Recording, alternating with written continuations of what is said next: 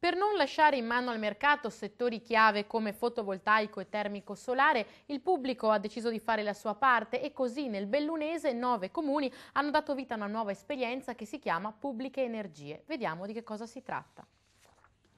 Il comune più riciclone d'Italia continua a fare scuola. Dopo i rifiuti, Ponte nelle Alpi ha messo al primo posto della sua politica partecipativa il risparmio energetico e trascinato nel progetto altri 8 comuni del Bellunese. Pubbliche Energie è un'esperienza unica in Italia. I risultati dei primi 3 anni sono sicuramente molto confortanti.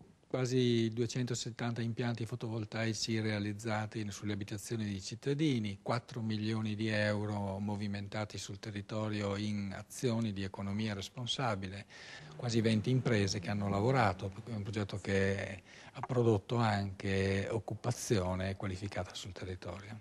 Un vero e proprio servizio pubblico a servizio dei cittadini attraverso i gruppi di acquisto solidale. L'idea è quella di ridisegnare anche un nuovo ruolo delle pubbliche amministrazioni, dando informazioni terze e certe ai cittadini sui temi della produzione di energia da fonti rinnovabili e del risparmio energetico. Questo lo facciamo attraverso degli sportelli in tutti i comuni che partecipano, a cui possono accedere tutti i cittadini della provincia. Incontri informativi per chi vuole approfondire e in 2 o 3 ore avere l'ABC degli argomenti per comprendere nella propria abitazione dove sono i punti deboli e cosa è opportuno fare.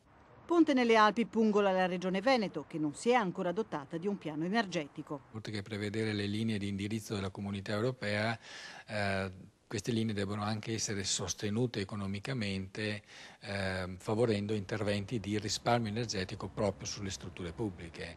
Predicare bene e razzolare male? A dare l'esempio a Ponte nelle Alpi è lo stesso comune. Via i tetti in Eternit, al loro posto i pannelli fotovoltaici. Restiamo in